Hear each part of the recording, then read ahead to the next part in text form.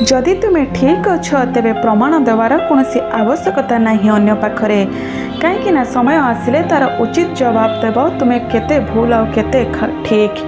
धैर्यर सहित अपेक्षा करंतु भगवान को ऊपर भरोसा रख नहीं एमिति भी होई पारे भगवान तुम भरोसा भी दिने बसी थिबे।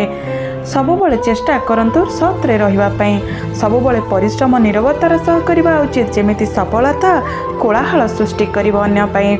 स्वप्न देखुथिबा लोक को राति भल लागे स्वप्न साकार करने को चाहूथिबा लोक को दिन छोट लगी थाए। जो रास्तार आपण एकुटिया रही जाउछंती तेबे बुझी नियंतु आपण सठिक रास्तार चलुछंती कहीं सत्यतार रास्तार के साथी रे नथांती ताहा कष्टदायक हेले भी ता तुम पई खुशीर रास्ता।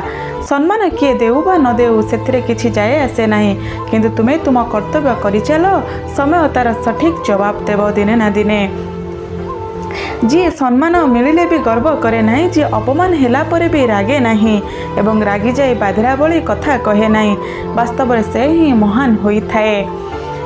जीवन मते गोटे कथा शिखई देइथिला निजको निजे ही खुशी रे रखिब केबे काहाठारो किछि आशा रखिब नाही यह ही वास्तव सत्य होई थाए। मनुष्य जीवन रे जाग्रत हुओ निजको प्रस्तुत कर लक्ष्य स्थल रे न पहुँचवा पर्यंत विश्राम पाई तरबर हुओ नाही चेष्टा जारी रख।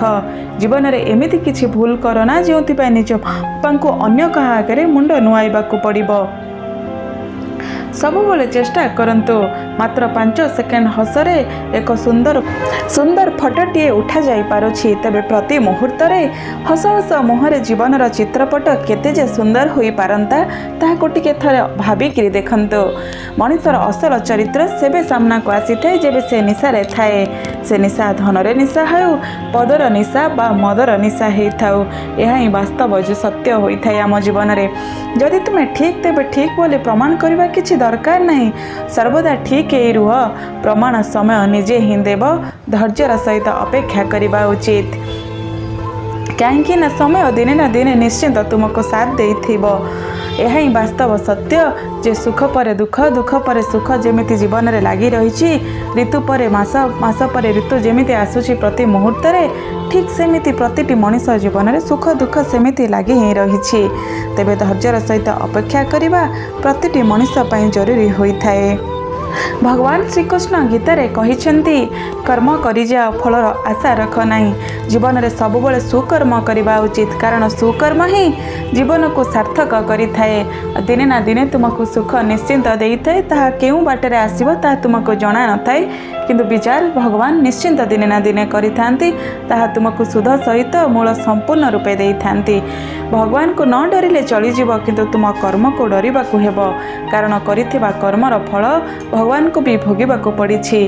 कर्मर फल अवश्य मिलिबो किंतु काहाको शीघ्र तो काहाको डेरी रे मिलिबो। चेहरार चाक चक्य को देखि काहाको सह बंधु बांधंतु नाही शरीर कला हेले चलिबो मात्र मन कला थिले नुहे आउ हाथ रे हाथ धरी किछु बाट चलिले के बंधु होई जाए नाही जे सबु बळे सबु दुख रे साथ देउथे से ही प्रकृत बंधु। बाट चलिबा तो सहज सहज थाए दुख को बांटी नहीं पारे से जे सुख को सुख साथी रे साथ देई थाए। सद्ज्ञान आहरण कर चिंता तुमको खाइबा आगरु तुमे ताहार विनाश कर लक्ष्य पूर्व तुमे लक्ष्य स्थल रे पहुँचवा को चेष्टा कर जपरि समय तुमको असफलता देवा पूर्व तुमे ताकू अतिक्रम करि जाइथिबो। सबुबले एही चेष्टा रख।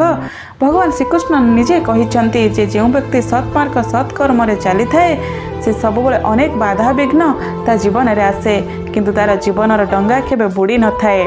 जेतेबेले प्रभुंक कृपा थाए सेतेबेले सबु काम सहज हो जाई थाए। वर्ष वर्षर शत्रुता गोटे मुहूर्त रे बंधुतार बदली जाई थाए।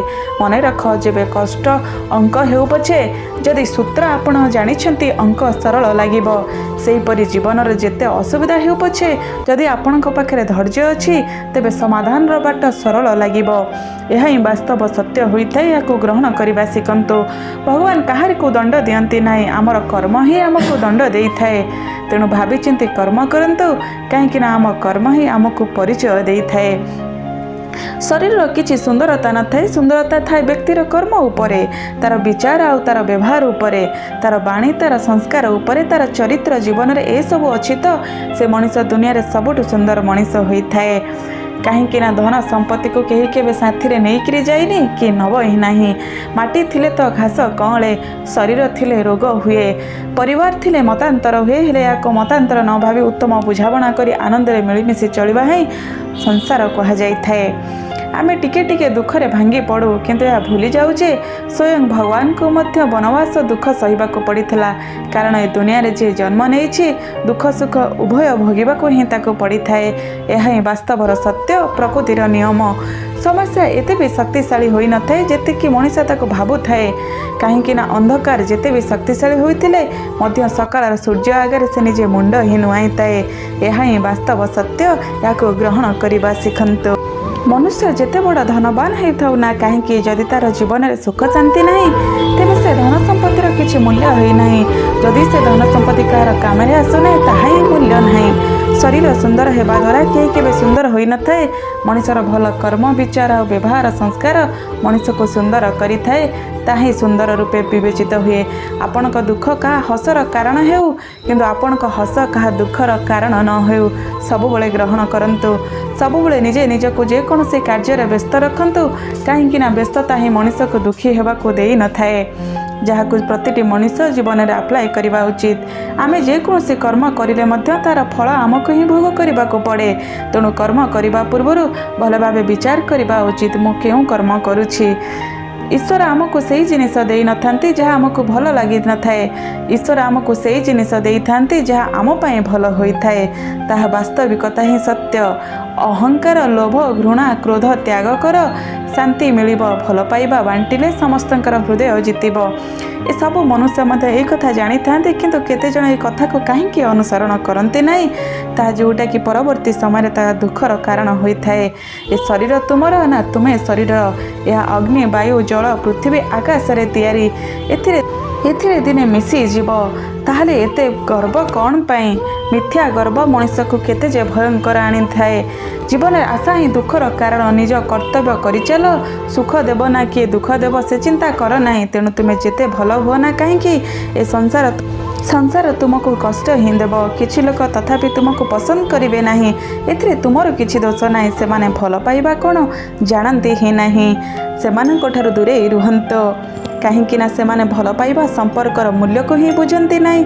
तांको सहित जुक्ति करबा ठारु नीरवता ही सबुठी श्रेयस्कर होइथाए।